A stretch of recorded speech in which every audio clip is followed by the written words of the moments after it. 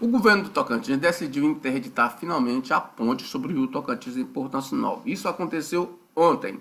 E a partir desta quinta-feira, nada passa em cima da ponte. Ou seja, a população que quiser alcançar Belém, Brasília, terá que retornar a Palmas e atravessar a ponte do rio Tocantins em Palmas e pegar Belém, Brasília lá em Paraíso. Se quiser ir para Belém ou para Goiânia, pela principal artéria rodoviária do estado, que corta o estado do Tocantins. É uma decisão do governo que ela tem alguns senões.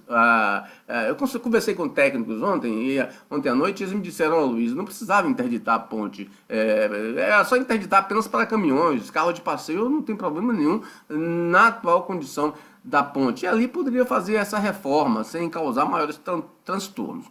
Como eu apurei ontem, parece que o governador sequer ligou para o prefeito da cidade a respeito dessa interdição. Não acredito que o governador faria uma coisa dessa, mas me falaram realmente isso. Uma pessoa muito ligada ao prefeito me informou que o prefeito não teria recebido uma ligação sequer do governo do estado sobre essa intervenção, que seria evidentemente um desconforto e um desrespeito à população da cidade. O governador não é tudo, existe um município, a ponte está dentro de um município, o governador não pode fazer isso, ainda mais uma ponte daquela que a interdição vai causar um prejuízo fenomenal à cidade de Porto Nacional, que é um dos maiores produtores de soja do estado do Tocantins.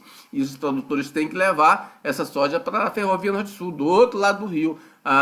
E essa passagem ter que voltar a Palmas para fazer isso, além do gasto do consumo do asfalto com caminhões pesados no trecho entre Palmas e Porto Nacional, teria um custo adicional para o produtor e para com o transporte, ou seja, um preço adicional no produto, né, de soja, aquele para exportação, não é verdade? Então, assim, naturalmente, uma situação dessa, com implicações econômicas e políticas, seria relevante e seria necessário, evidentemente, uma conversa entre o governo do estado e o prefeito do município, que inclusive são de partidos opostos, são de grupos políticos opostos, mas está em jogo a situação do estado, a situação da população daquele município e dos usuários do transporte rodoviário no estado do Tocantins, não é verdade? Agora, veja bem, 43 anos depois, o governo anuncia o retorno da balsa, então voltamos a 4 décadas, ou seja, a população de Porto Nacional e o estado do Tocantins, na verdade, está voltando para trás. Não é? Por quê? Por falta de responsabilidade dos prefeitos que passaram por ali, dos deputados que a cidade elegeu, dos senadores que a cidade elegeu. Porto Nacional hoje tem 5 deputados estaduais de lá, 5 deputados do município, não é majoritário no município, não, deputados do município, ou seja, você tem lá tem o Cleido Cardoso, Valdemar Júnior, Toninho Andrade, Ricardo Aires, não é? E o Júnior Zéu. Na legislatura passada também foram 5 deputados estaduais da cidade de Porto Nacional. Você não viu uma voz desses deputados estaduais levantando alguma crítica ao governo ou brigando pela essa manutenção dessa ponte. Se você encontrar isso em algum lugar, me traga que eu divulgo, que eu não quero fazer injustiça com ninguém.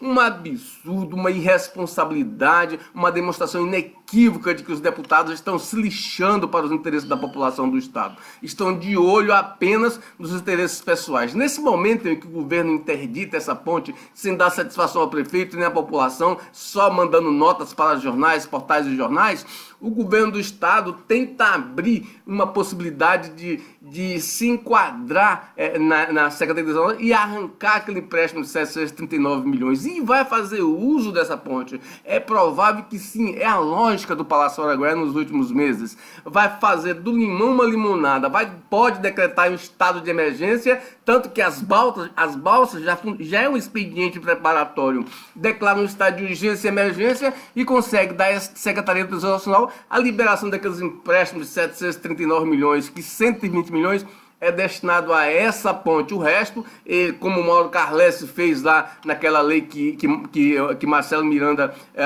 sancionou, 1 milhão é para cada prefeito do estado. O resto é para lama asfáltica, salvo algum dinheirinho para uns hospitais públicos do estado. A maioria é para lama asfáltica e 1 milhão para cada prefeito, para cada um dos 139 prefeitos do estado. Então, uma ação meramente política. E aí, a ponte do Rio Tocantins e Poços cai como uma luva. O governo decreta a emergência e vai dizer que não tem dinheiro para fazer essa ponte, que essa ponte vai cair, e aí lembra-se logo de Mariana e Brumadinho, o governo libera, e ele pega o dinheiro.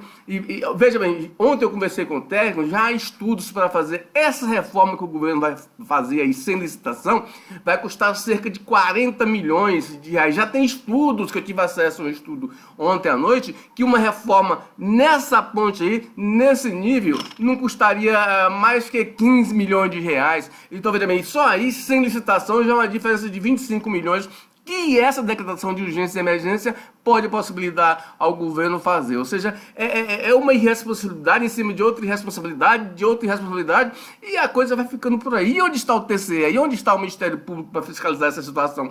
E os nossos deputados, os nossos 5 deputados estaduais de Poder Nacional aqui, consomem na Assembleia Legislativa, por uma conta rápida, uma conta ligeira, cerca de 52 milhões por ano dos cofres públicos. Esses 5 deputados, levando-se em consideração um orçamento anual da Assembleia de 250 milhões de reais. E ainda tem aquelas emendas parlamentares de 1% da receita corrente líquida, que dá por volta de 3 milhões e pouco para cada parlamentar, ou seja, 71 milhões para todos os parlamentares no ano, e 15 milhões a mais para os 5 deputados estaduais de Poder Nacional se movimentarem. Então é uma situação ridícula. Os deputados nesse aumento, por exemplo, enquanto o governo está interditando aí, e que você não viu nenhum deputado da cidade de Poder Nacional demonstrando qualquer explicação, demonstrando qualquer posicionamento sobre essa interdição dessa forma assodada por parte do governo.